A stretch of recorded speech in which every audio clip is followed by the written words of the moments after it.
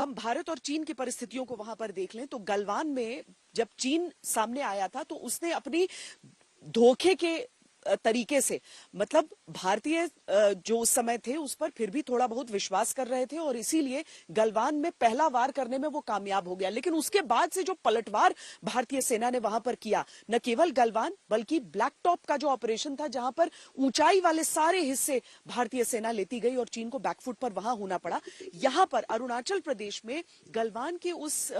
मामले के बाद से ही जो अलर्टनेस का लेवल था वो एक अलग ही स्तर पर आपको यहां पर नजर आता, क्योंकि अरुणाचल पर तो चीन हमेशा से गलत निगाह अपनी रखते ही आया है। तो यहां पर तैनाती उस हिसाब की रही, जिस अलग अलग मौकों पर जिस तरीके से चीन की तरफ से कोशिशें की गई वो सारी चीजें देखते हुए भारत ने नोटिस किया कि किन इलाकों में चीन बार बार कर रहा है। यांगसे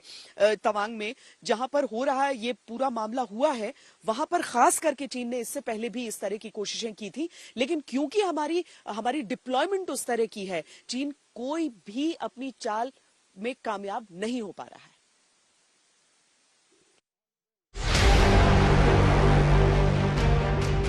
चीन की आर्मी कहती है कि लाइन ऑफ एक्चुअल कंट्रोल का उल्लंघन चीन के सैनिकों ने नहीं, भारतीय सेना ने किया। चीन का विदेश मंत्रालय कहता है कि LAC पर सब कुछ अब सामान्य है, सीमा पर शांति है। एक देश के दो अलग बयान इस बात का सबूत है कि चीन के दिल और दिमाग में चोर बसता है। चीन की उसी जमीन चोरी की पुरानी बीमारी को देखते हुए भारतीय सेना पहले से तवांग में हर तरह की तैयारी रखनी शुरू कर चुकी थी, जिसके दम पर भारतीय सेना ने 9 दिसंबर हो या साल की कोई भी तारीख, चीन को हर वक्त जवाब देने का दम रखा है।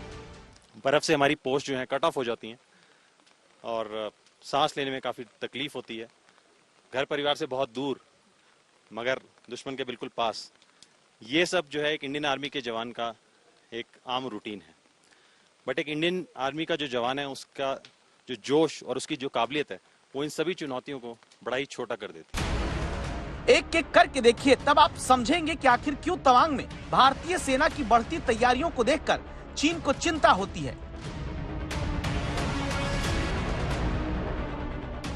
क्योंकि तवांग के इस इलाके में सिर्फ दुश्मन चीन ही नहीं है, वो मौसम भी कई बार बनता है जहां ज्यादातर वक्त बर्फ रहती है, कोहरा घना होता है, टेम्परेचर माइनस में। लेकिन दावा की मौसम को हराकर दुश्मन पर नजर रखने के लिए मॉडर्न पोस्ट पर अत्याधुनिक उपकरणों से भारतीय सेना लैस रहती है। यही वजह है कि भारत की दुर्गम ऊंचाइयों वाली पोस्ट पर भी चीनी सैनिकों पर हमेशा नजर रखी जाती है और 9 दिसंबर जैसी किसी भी हिमाकत का जवाब तुरंत दिया जा सकता है। अपने सेना के जवानों ने जो 8 की देर रात को और 9 की सुबह को जो वीरता दिखाई है, मैं इसकी भूरी प्रशंसा करता हूं। हथियारों से भी भारतीय सेना को यहां पर तवांग में भरपूर ताकत दी गई है। सैनिकों का साहस रहता है, चीन की चुनौती का जवाब देने के लिए मेड इन इंडिया हथियार रहते हैं, लेकिन चैलेंज फिर भी कम नहीं होते।